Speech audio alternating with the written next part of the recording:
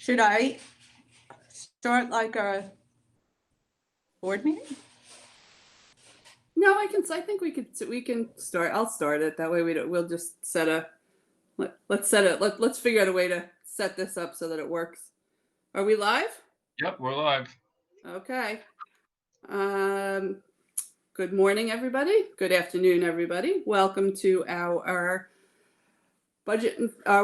board work session. Good morning, everybody. Good afternoon. Sorry, our board work session on budget and facilities. Today we have a few items we're going to, or two items we're going to discuss, but we're going to start with a roll call. Mary Callahan, can you do the roll call? Certainly. Ms. Brooks? Present. Ms. Gilliar? No? No, she's not here. Sorry. Ms. Bays? Here, present. Epstein? Got it. Mr. Greenstein? Here. Ms. Johnson?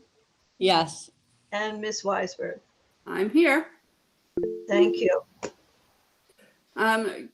Nora, you have your flag? Yes, I do. Can you all rise for the pledge? On three. 1, 2, 3. I pledge allegiance to the flag Of the of the United States of America and to the republic for which it stands, one nation, under God, indivisible, with liberty and justice for all. Thank you. Be seated.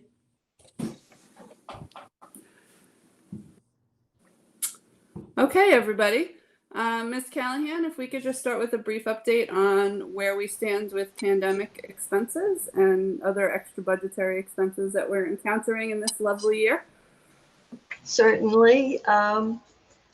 Last month, I think just after we met or during our conversations, we did talk about an additional fee for some PPS oversight of COVID activities along with the mandated COVID coordinator.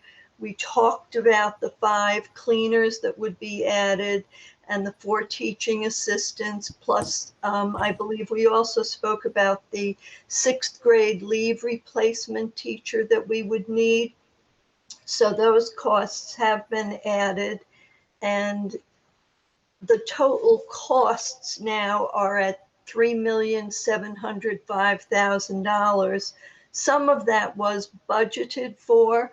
So the overage we anticipate right now in the budget is at $2,827,000, which is about,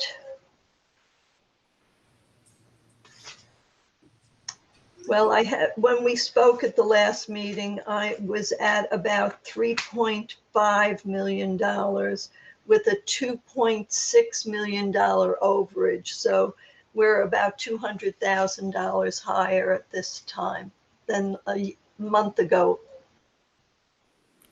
Okay. Is there any additional expenses from our last conversation, or is that just all inclusive of what we've had? That is all inclusive. And at our most recent central office meeting, we discussed costs. And at this time, we don't anticipate any additional costs. Okay. Well, that's relatively good news, I guess, that we don't anticipate any additional costs, because that hasn't been the conversation. Mike, did you have something to add? I do. It's been one of our central themes as we meet each week within the cabinet, is to be very mindful of the expenditures, especially at our last budget and facilities meeting.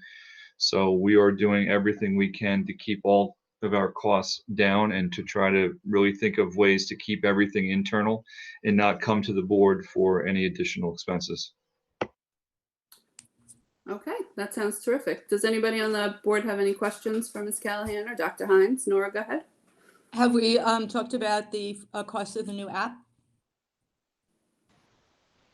Yes, the new app is included in that. We made some adjustments for credits we will get back from the original app and added in the cost of the new app. Altogether, I believe that will be around $28,500 because we do have to pay a prorated cost of the initial app. Can somebody maybe just explain what the app is, since we have 6 people watching, but hopefully more people will be viewing. We have Well, 8 now. We have 8. Okay. Well, I'm hoping the 8 then, just like that shampoo commercial, will tell others, and then it'll expand. So in all seriousness, let me talk about the importance of the screener, because when we talk about the app, we're talking about the health screener for our staff and certainly for our students. At this point, with a lot of other things that we're doing as we're reassessing how things are going after 2 months of school, we decided to move in a somewhat different direction regarding the Frontline app that the parents have been using. And what we're looking to do, and there'll be some correspondence this week with our parents as far as this shift is concerned, as far as a new service that actually alerts parents and our students each day, making sure that they take the health screener. It's a much different approach as opposed to waiting for parents to sign up for a particular screener and then making sure then when they do sign up that they complete the questionnaire that's there. This is a little bit different, this approach, and the approach goes something like this. Each morning, roughly around 6 o'clock, and it may change from building to building, but it'll be somewhat consistent. Very early, every parent will receive an email saying, please make sure you complete this questionnaire. And it's a series of questions, much like the Frontline app that we had before. Now, if and when a parent does not complete this questionnaire, then what will happen is they'll be prompted then through a text message, this time on their phone, to complete this questionnaire. So the hope is, after that particular text, that the parent then fills out the questionnaire for their child or children, plural, and then from there, if they fail to complete that questionnaire, then they will receive a phone call before school starts, and that phone call will again prompt the parent to listen to the whole message, and then from there to complete the questionnaire. So we know well ahead of time, before their child or children come to school, that we make sure that those questions were answered. And again, this is something that we took very seriously after reassessing where we were. I know some parents have been really diligent in completing the screening, and we certainly appreciate that. We need more parents to do so, which is why we are moving in this direction. So Nassau BOCES has been working with us for the past, I want to say, at least week and a half in assisting our team in making this operational. And we really believe we should have a very high compliance rate with our parents as we, I should say, move in this direction. And I want to thank, I know Dr. Shields and Ms. Callahan and Ms. Fennick, and in some parts, Dr. Mioli, have really moved the needle with this, as well as Mark Glass and Ryan Maloney, to really make this adjustment. And again, like we've said from the beginning of the year, if things aren't working and we reassess, we are looking to move in a different direction, and that's what we're doing. And by the way, we're not the only school district that's doing that. So, again, I think this is a really smart move on our part, and we look forward to a very high compliance rate from our parents. Thank you, Dr. Hines. Did you have any follow-up to that, Nora? Yeah, I just want to say, just want to thank Dr. Hines and the rest of the team who has found this better system. And I thought it was just important to note that when we purchased that app over the summer, they were one of the few, just one of the very few that was available. And we, like other districts, jumped at it to get it because we wanted to get a screening process. But I think other districts have been finding the same problem with it, and are moving to this newer app that will be easier or more user-friendly and have better compliance, and I'm glad we're doing it. Agreed. Deborah, you had a question? Nora clarified it for me. I just was asking for clarification as to what app we were talking about, but I'm done, so thank you. Okay. Larry? What has our compliance rate been with the old app? I will say, Larry, not as high as it should have been. It was a lot lower than we anticipated, and I can get you numbers specifically, but I'll leave it at the fact that it's well below the threshold that we are happy with, to be honest with you. And Under 50%? I'm sorry? Under 50%? Yes. Wow. Okay. So basically, we haven't really had screening for the first 2 months, so we've been pretty lucky. So I will say this. We have had screening. What happens is the building administration has been taking. Listen, I know we all know what temperature taking does, but they've been extremely diligent in making sure that the temperatures have been taken. But and again, this is something that we reassessed and will continue to reassess. Because I can tell you right now, right off the gate, right out of the gate, I should say, we're not going to have 100% compliance either. So what we're going to do is be extremely diligent, especially now after Halloween, especially now after Thanksgiving that's going to be coming here, that we want to make sure we are as close to 100% as possible. I know our building principals, they were the ones who brought it to my attention and said, listen, we need to make some adjustments. What can we do? We listened and we acted as quickly as we can or as we could. And I have to say, like I said before, Nassau BOCES started with this and there were a few bumps in the road. In some ways, Nassau BOCES beta tested this for us. So a lot of those issues they initially had for the first couple of weeks, we benefited from that. And so as Nora said before, some other school districts are looking to move in this direction because of those same concerns. And I think we're going to be in a really good place before. Hopefully there won't be a surge, but we will be prepared just in case. no, I'm glad we're doing this. I get there's only so much we can do if families don't take this seriously and don't think it's important to let anybody know if their kids are sick. So but hopefully the new app will making it easier. Hopefully should bring some more people around, and I'm glad we're doing it. So thanks. Thanks, Larry. Emily? I just wanted to say that it sounds like this new app is more of an opt-out versus what we had was an opt-in type of situation where you had to go out and search for it, whereas this time, you have to outwardly not do it. So I'm glad there is an option such as that. Did we have an actual target date? I know you said you're going to be communicating, but are we planning on, is there a start date? Yeah, so I'm going to turn it over to Dr. Shields because he really has been mission control for a lot of this since last week. So I'll turn it over to Dr. Shields. Yeah, the tentative timeline we have is to inform the community tomorrow, Tuesday, and then have it active on Thursday of this week.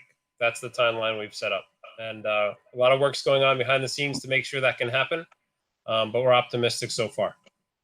That's excellent. Thank you, Chris. I appreciate that. Dr. Shields, this has been, Dr. Shields and Ms. Fennick, I know both have been working really, really hard on trying to find ways to give our staff better tools in this crazy time. And I think we all truly understand and appreciate that, you guys are working with tech companies that are trying to roll stuff out in 30 seconds. And it's not a particularly big surprise that things were not perfect in the beginning, but we appreciate you doing all that research and getting it up and operational. I think we first heard about this about a week and a half ago, so that's a pretty impressive timeline. So it's most appreciated.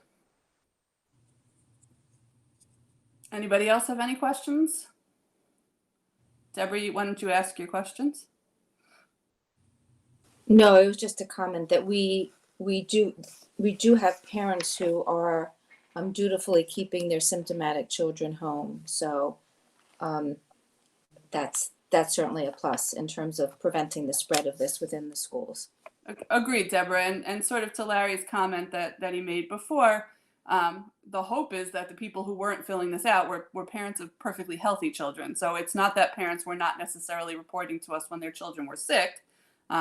they may have not been doing it through the screener, hopefully, but the nurses, I'm sure that Dr. Shields and Dr. Hines and can speak a little bit more to this. I'm sure the nurses get phone calls from parents all the time that about children who are ill that are not coming through any kind of screening app. They're picking up the phone and doing the same due diligence that they did prior to COVID. Is that a safe assumption? Very much so. Terrific. Anybody else? No? Okay. For everybody watching, we Nora have had a comment. No, I Nora? just wanted to say thank you, Beth, because I think, this is sounds like a good app, and I'm happy that we're doing it. I think that like what Larry said before, I understand, that we would have liked more people to physically comply, but at the end of the day, it's really up to the community and up to the parents, and this will make it easier for them to comply. But I think it's really up to the families and the students and the parents to monitor themselves also. And I think they have been doing that, as evidenced by the fact we've had very little spread, no spread in school itself. So. Agreed. I think that not just here in Port Washington, but across schools across the country and across the world, we are happily seeing that school seems to be a relatively safe space, and I think that's been excellent, news for us. And I have to say, I know for myself as a school board member, and I think I'm sure I speak for the administrators, it is a big relief to be here in November and not seeing that spread in the schools versus where we were the first week of September and really wondering sort of what was going to happen. So I think we all conduct every day with a little bit less stress than we had back in September when there was so much unknown. Does anybody have anything else they would like to say or ask about pandemic expenses or really anything budget and facilities before I move on to our presentation? If anybody has anything they want to bring to the table that we need to discuss, speak now. And just speak. Seeing no further comments, I will move on to a presentation that we have about something that actually has nothing to do with coronavirus, so that's kind of exciting. We are going to hear today from Representative Lynn Capuano. I hope I pronounced your last name correctly, from Residents Forward. For many in the community who aren't aware, we have a large chunk of property attached to the Guggenheim School that is sort of an environmentally protected property that does not that we can't develop. We cannot put fields there for many reasons. There's this large swath of property, and it's been largely somewhat unused, although I know that the Guggenheim students go out to this meadow and look at the natural vegetation and stuff, but it's not nearly what it likely could be.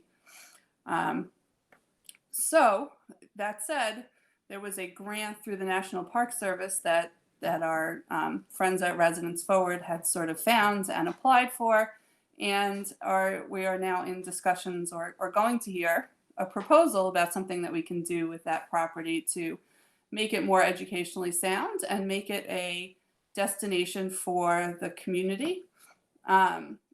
Emily, did you have a comment before we start? Yeah, I was wondering if Mary could give us a bit of a historical background, because I think for the purpose of anyone who's watching and even for board members, just what is this property? How did the school district get it? What are the rules Sure. that are attached with this property, just so that we have a little bit of a framework, if that's possible. Yeah, we could do that. And then Mary, after you do that, Dr. Hines, can you just give a quick introduction for Ms. Capuano of the conversations that you've been having after Mary speaks? You bet. Great, thank you. I have 2 deeds for either side of the road. The larger parcel was a purchase at a cost of either $1 or $10 from the Guggenheim Foundation. and that was back before the Guggenheim School was built. And it was subject to the district having a bond vote and building that school there on that facility and using it for educational purposes. The land on the other side of the road was owned by the US Navy. And I was telling Dr. Shields earlier that there was an outpost there during World War II to watch out for German submarines, which had surprised me the first time I heard it.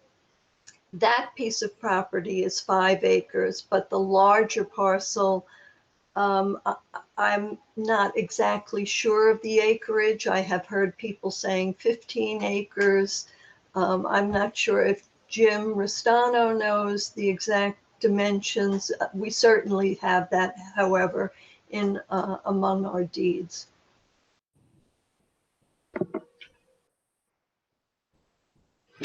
So is it okay if I just add on to that? Okay. Dr. Hines, go right I'll ahead.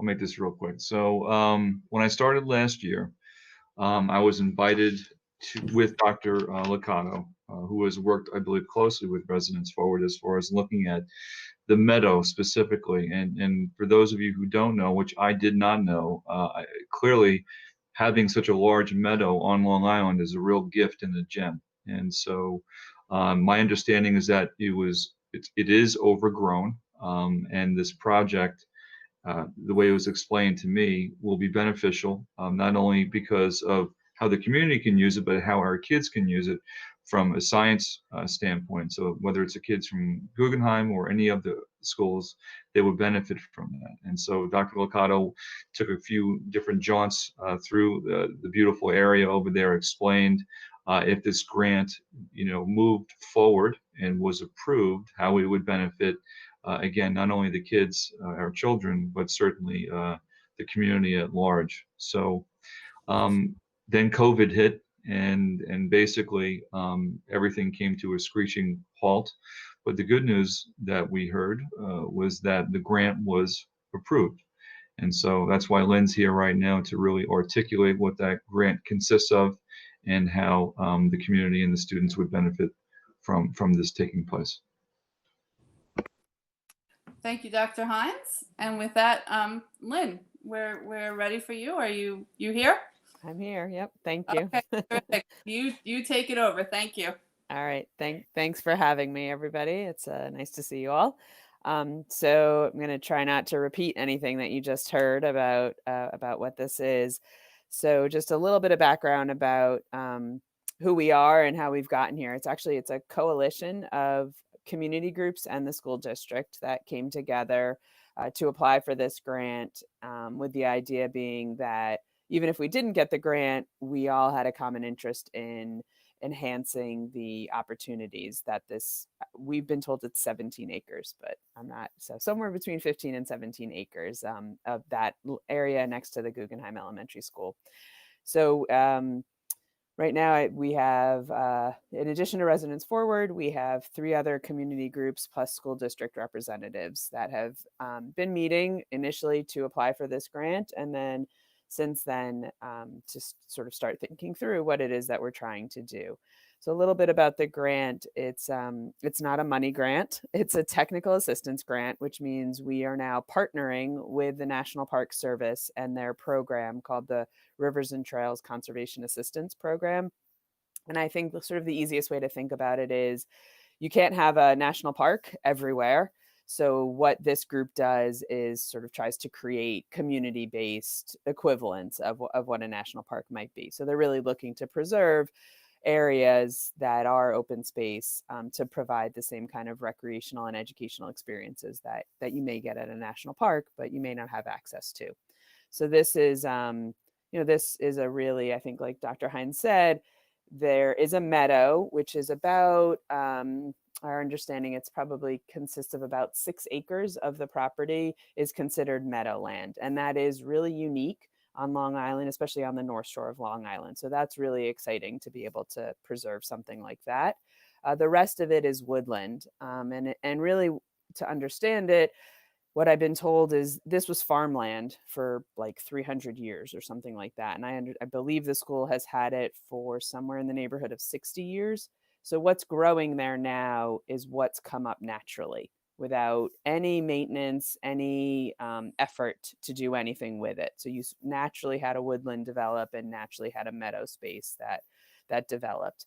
In the last 15 plus years, there's been a group, PW Green, and they are one of our partners on this, that have been working with the school district and working with Jim Restano to maintain that meadow, which basically through mowing, it's carefully timed seasonal mowing to make sure that the meadow can remain a meadow.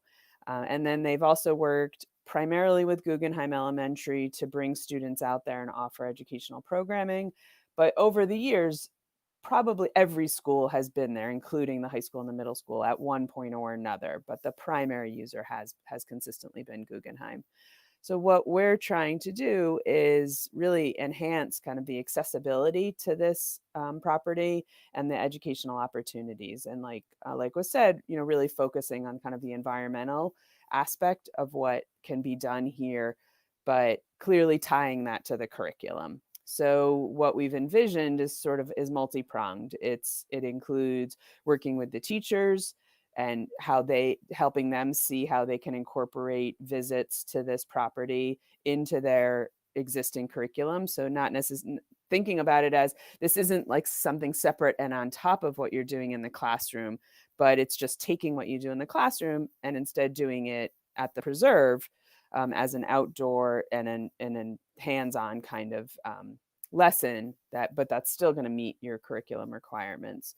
So we want to be able to provide them with lesson plans. We want to be able to provide professional development for them so that they can eventually develop and understand how they could incorporate something like this into their normal lessons. Would offer some of our own on top, what you might call on top of, or even integrated, where it wouldn't necessarily be the teacher teaching it, taking a lesson that maybe we've provided, but some of our experts coming out and offering lessons, kind of like what's been going on up until now.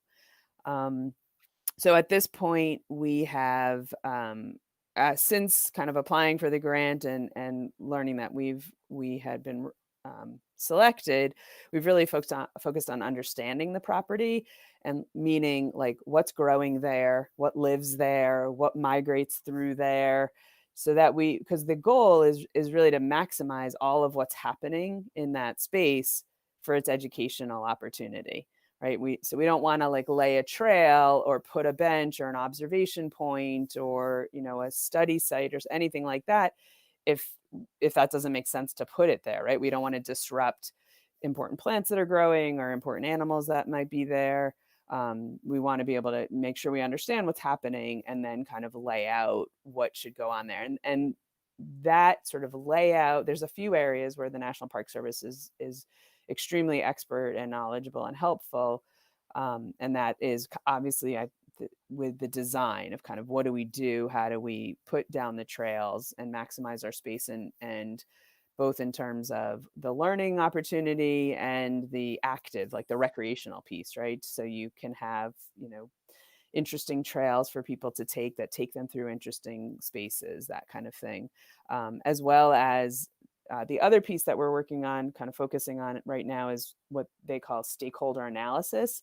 And that's obviously the schools, like the administrators, the teachers, and the students understanding what they want from this space and how they want to use it. And depending on kind of how you answer one of my questions is the community as well. And then of course all the like government entities and you guys and everybody else that like has to approve things and tell us if have we complied, do we want to try to be ADA compliant, and kind of to what extent, and what does that mean? And so stakeholders are not just kind of the users, but the other people who have influence and decision making or have to kind of assist us. So those are the two areas that we've really kind of been talking through and trying to figure out right now. Like I said, just understanding what we have, exactly, and then figuring out who else do we need to be talking to figure out what should we be planning for. So that hopefully we're looking to kind of have at least the stakeholder piece and most of that analysis kind of ready to start planning in the February, March timeframe. So we'll take the next 2, 3, 4 months to collect all that information and then kind of come up with a plan of that would be like a visual, what this might look like and what are we trying to accomplish.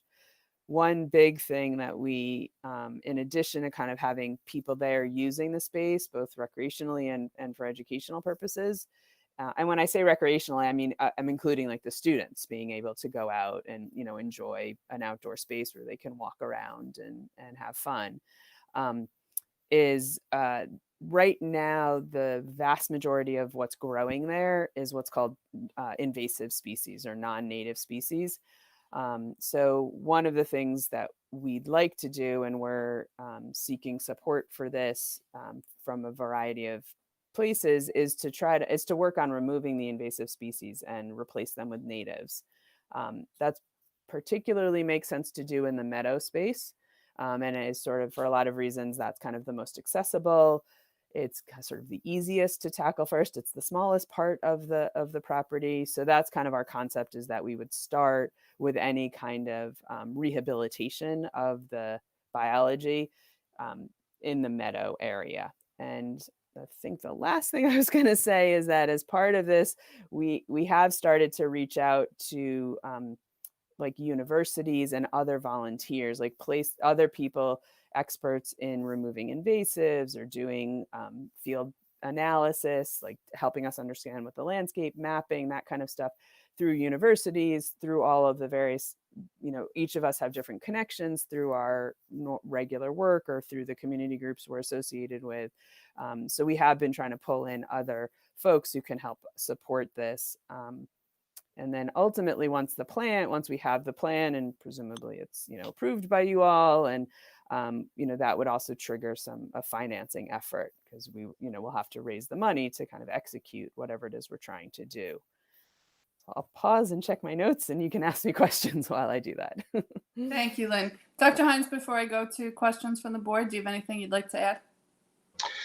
No, it's just the whole process. I mean, when you look at forget even the application, I think the fact that it's very child-centered and community-centered, I think it sounds like it's a wonderful benefit to both the community and the schools.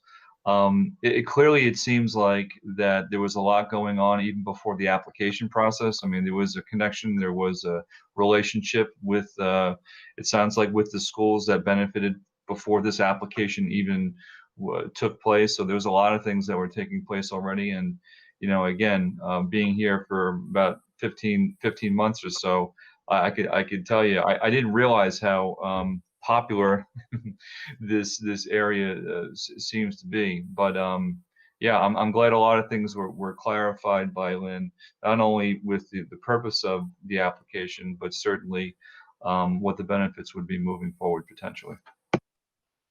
Okay, thank you. Deborah? Hi, Lynn. Deborah. So to my ear, this sounds very altruistic in terms of the children. I don't hear a profit motive involved in this on behalf of the people who are interested in developing the property, or Right, yeah. maintaining, or whatever it is you have expressed the interest in doing. But my question is, the Port Washington School District would maintain control over this property at all times. This is not a matter of giving it away to anybody. So does that then mean that the school district controls who has access to the woodlands, the meadowlands, the trails? So if we decided we wanted to open it up to other school districts, we could, or is this envisioned to be solely for the benefit of the children in the Port Washington Public Schools? I mean, it's school district property, so it's up to the school district to decide, right? When we have, we kind of came at it as Port Washington community groups and Port Washington residents. So thinking in terms of the benefit to our school district and our students and our community, but that's not really our decision to make, I guess.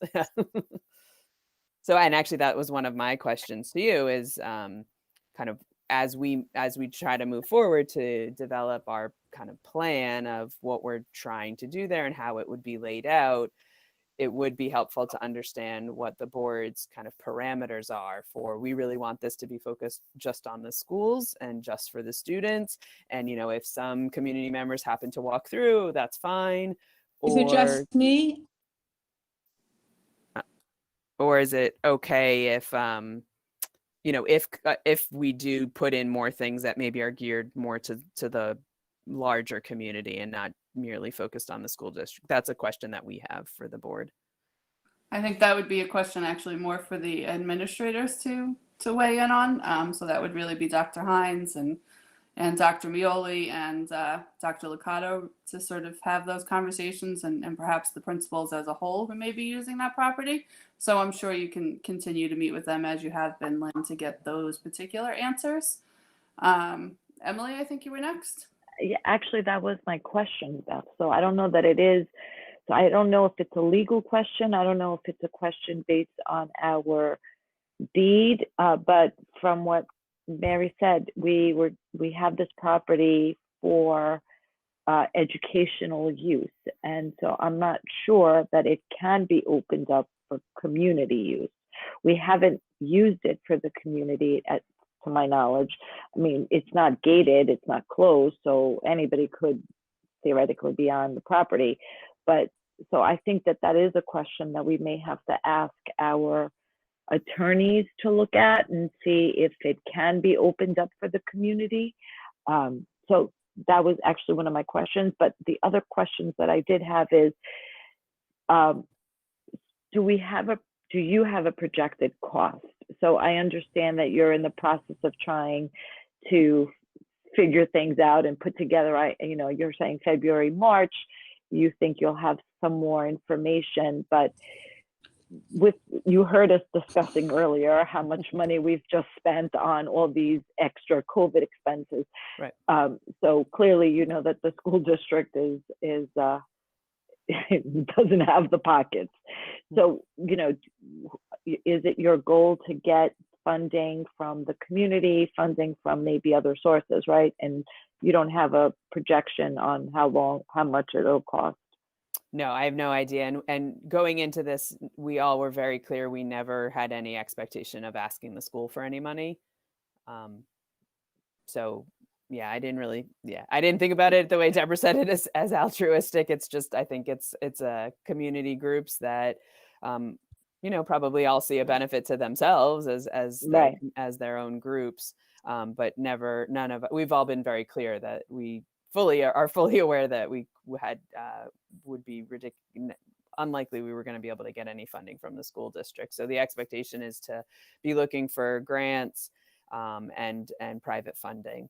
So some of that, and that's really going to be driven by kind of exactly what we end up just figuring out we're going to do there, because individual funders and grants may just be for pieces. So we have to kind of really understand, like, somebody might want to put in a bench, but somebody else wants to rehabilitate the meadow. So, and grants are going to be very differentiated in that way too. So, okay.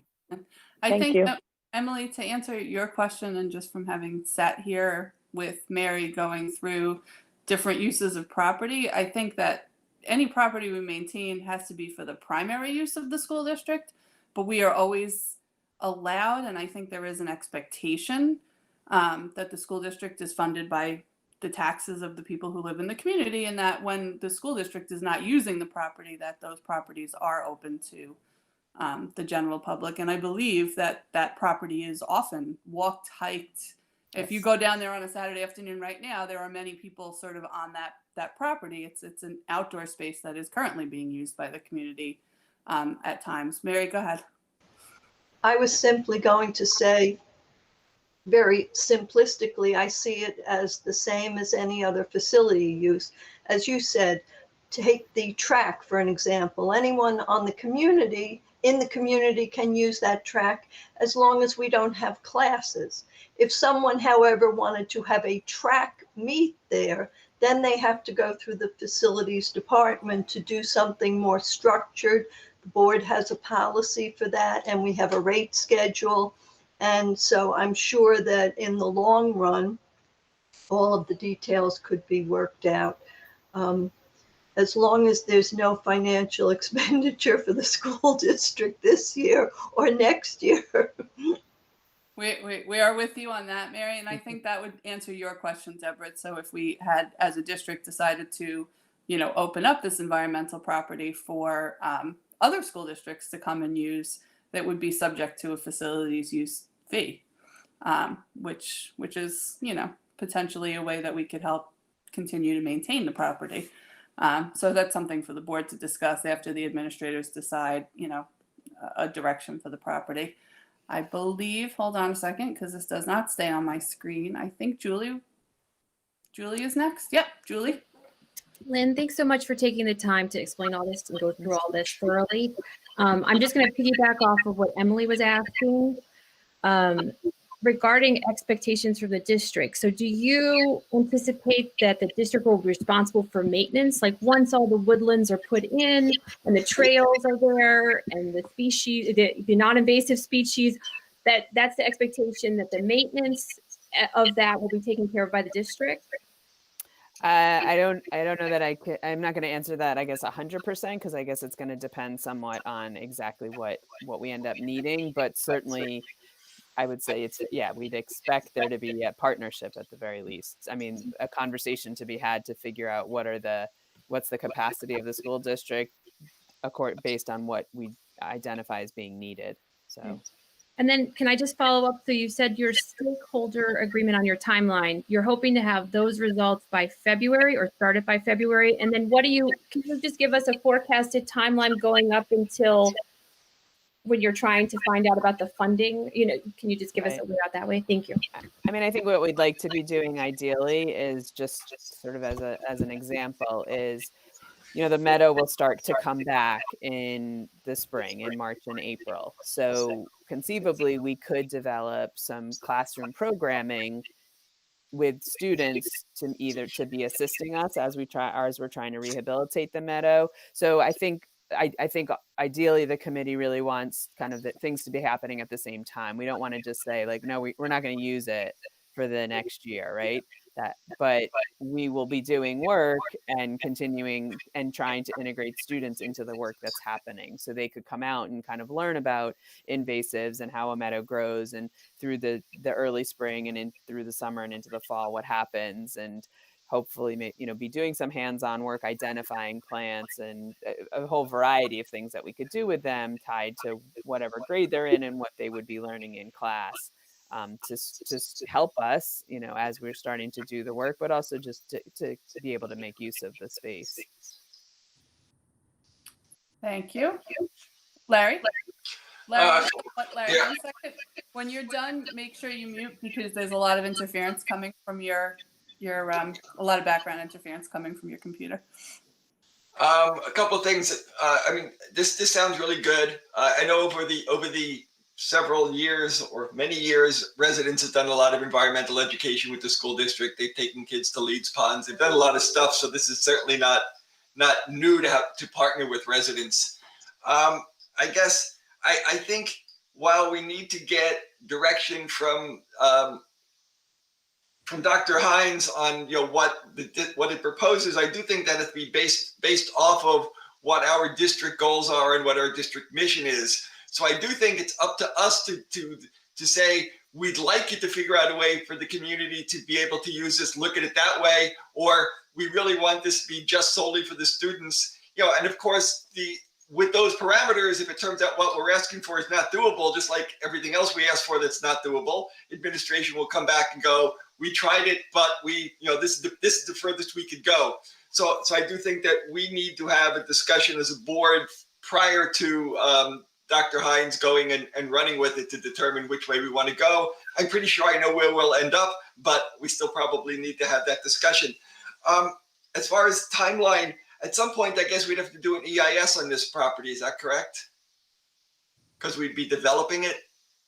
I don't know that we would have to. I'd have to. I can't say I've done enough work in the EIS arena, so but I wouldn't we're not constructing. We don't have any intentions of constructing anything and doing any. The only changes really would be laying a trail and maybe, you know, an observation station. So I'd have to check and see. I guess my only concern is if we are opening it up to the community, parking becomes a potential issue.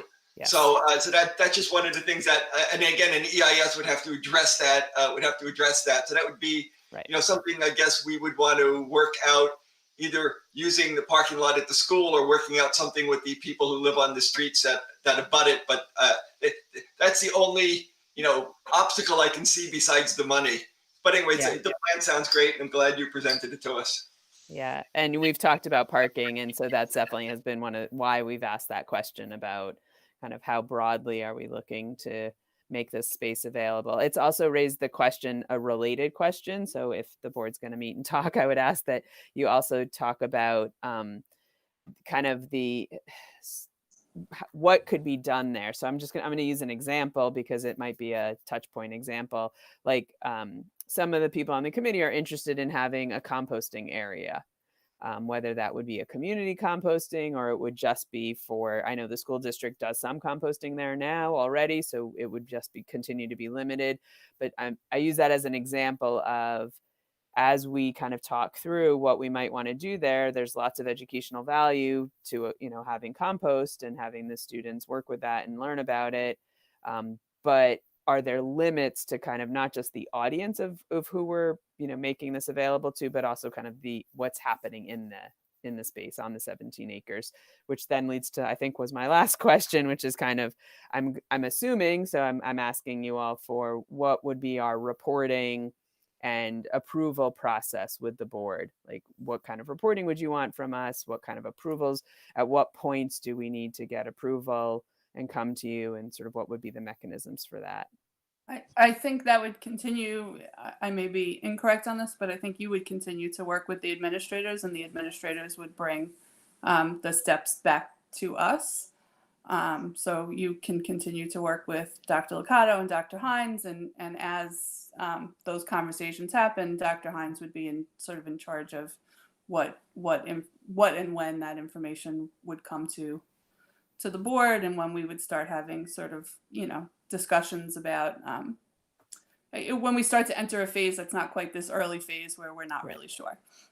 So that would be Dr. Hines. Do you agree that you would continue to spearhead that?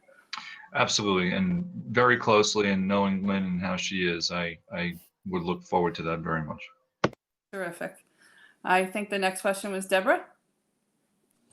Thank you. I had in my mind before, I think it was Larry who asked about, or maybe I can't remember who, but who asked about maintenance of the property, because I'm sometimes long-term thinker, and the grant this year or next would be great, but not to have a pun, but this has to be sustainable over a longer period of time.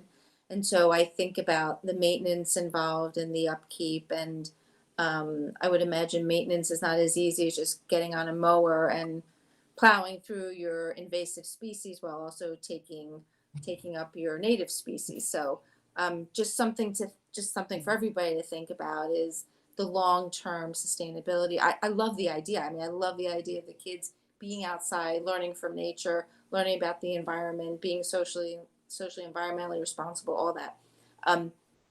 But because it will come with a cost, we have to think about how sustainable it is in the long term. And that may not be your headache right now, but I think we all have to just think about it. That's all. No, absolutely. And actually the National Park Service, that's a key piece of the grant, actually, that they want to make sure that what we're doing is long-term sustainable and maintained and can be maintained. So they kind of won't leave without making sure that we've planned something that can be sustained long-term. And I think, Deborah, and everybody to keep in mind, we are maintaining the property currently. Right. So, you know, we could have Jim speak a little bit to that, but there may be some additional maintenance, but this is not property that we just sort of don't touch currently. I mean, the property is being maintained on a regular basis. As it is, there may be changes to that maintenance or some additional maintenance, but I don't But I don't want anybody to think that this would be like a brand new, you know, as if we were building a brand new building and we would all of a sudden need 5 custodians and we had to account for that cost. This property is property we own and being currently maintained and used by our children. So there is some maintenance currently happening. So let's just remember that. The next comment was, I believe, Nora. Yeah, thanks. Does this proposal have anything to do with I believe it's 5 acres on the east side of Middle Neck Road? We own that property too. It's, you know, it's both pieces of property. It's either 15 or 17 acres on the west side of Middle Neck and 5 acres, I believe, on is the proposal only covering that one side that's adjacent to the school? I mean, that's what we focused on in our application and what we focused talking on, and partly that's I don't know if that's entirely due to the fact that I know last year I was on a committee looking at what to do with that 5-acre property, and there were a lot of proposals on the table, so we intentionally left that off and didn't include it. But that doesn't mean like that, you know, that we couldn't, but we sort of knew that there were other conversations happening around that 5-acre piece. So we didn't include it.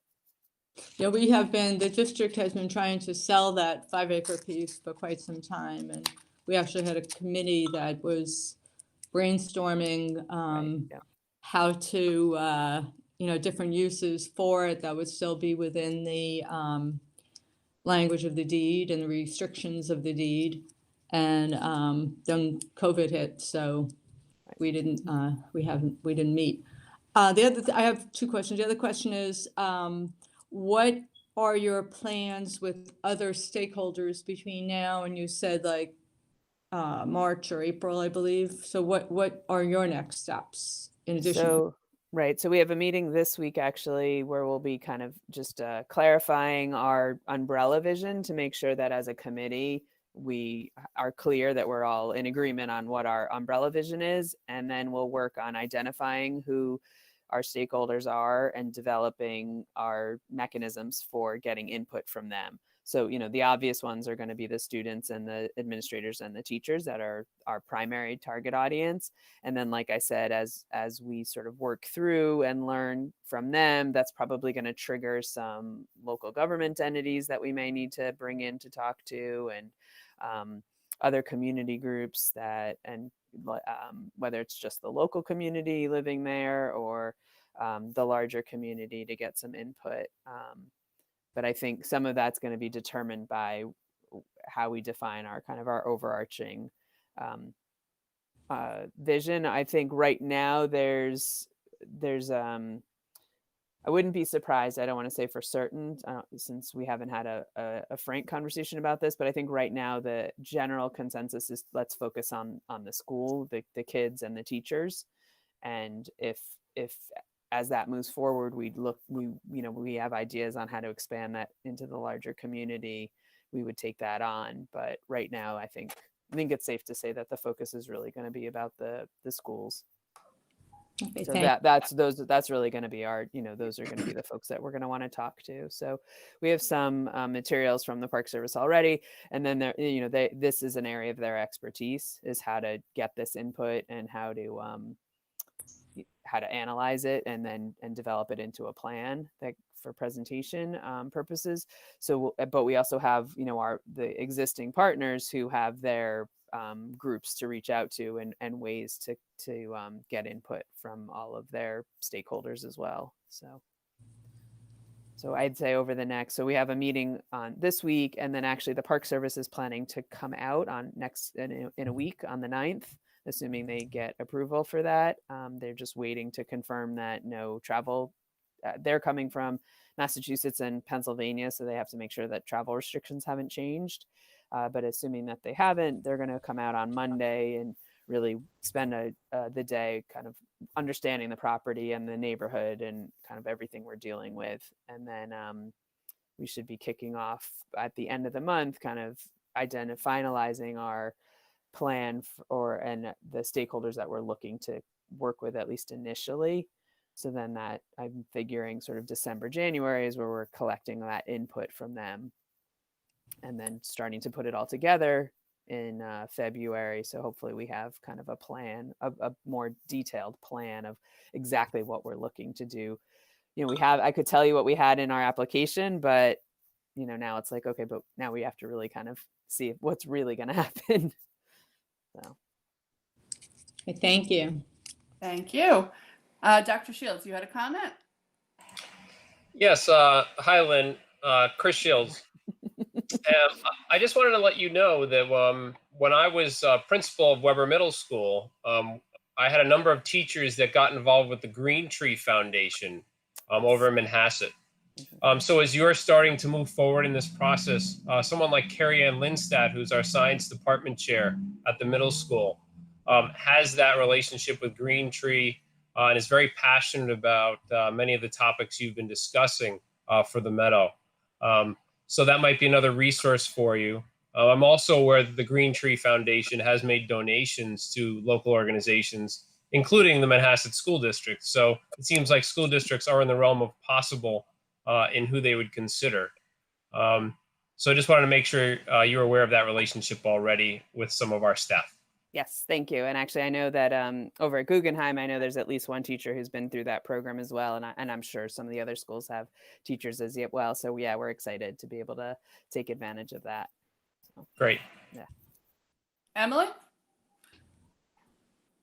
Yes, I actually had a question, comment, suggestion, but it kind of has evolved with what I think Lynn kind of said, that next week you're meeting with all of your stakeholders to try to come up with an overall vision that you have for this property and what you'd like to see or what everybody would like to see. And I think I'd like to ask that before you get to the point of then going to government entities or to the community at large, that it comes back to us, the school district first, because I think we're all in agreement that we want to have this property used for educational purposes and make it definitely a value for our students and for our community. But we want to make sure that we're kind of kept in the loop and that it doesn't get out that something's, there's composting and then the neighborhood doesn't want it and it's going to smell, I'm just making up a story, but I just we want to all just kind of be on the same page at the same time. So I think Dr. Hines, if possible, I know that Dr. Liccato has been kind of the point person in the meetings, and Dr. Shields just offered somebody from the middle school. Maybe process-wise, there's like a subcommittee that is put together of the administrators that can work with residents forward, that will come up with a vision of what this property would look like or how it could be used best. And then if that could ultimately come back to us before the next step.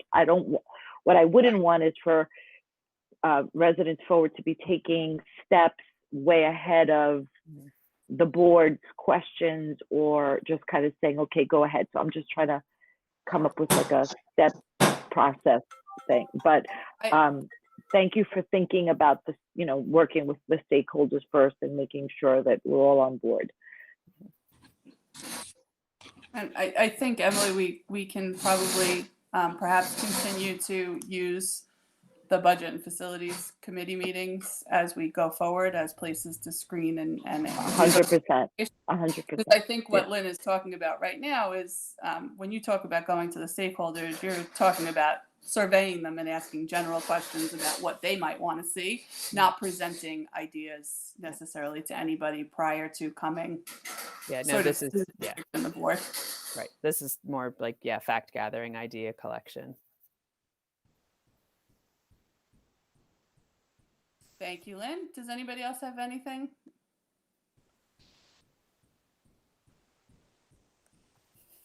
I don't see any more questions for Lynn. Dr. Hines, do you have anything you would like to add? No, I just appreciate how thorough everybody was. I thought the questions were really clarifying. And I know we have a timeline, and I appreciate Emily's, forethought about having a process in place so everybody's in the loop in real time. I think that's critically important as we move forward. So I appreciate everyone's time having this discussion.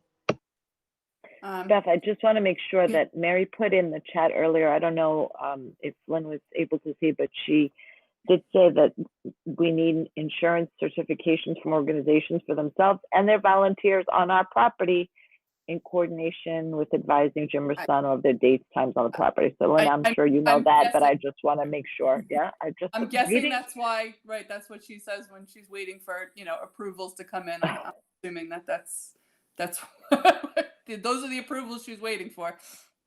Just making sure. And at this point, you're just talking about people walking the property anyway. We're not talking Right. about having any work done. So No, we haven't done any activity yet. This is, it's really just people coming and walking around like people are doing already. okay, terrific. So I would say our next steps here are for you to obviously continue your meetings, and our next steps as a board, Dr. Hines and Ms. Callahan, if you guys could sort of keep talking and let us know when the next time we'd be ready for more information. We can continue to use the budget facilities work sessions until we're ready for a more formal community presentation. I think that seems to make the most sense, since this is these meetings are focused for our facilities use. So so I would leave that to you, Dr. Hines and Ms. Callahan, to bring information to us when we're next ready for it. We certainly will.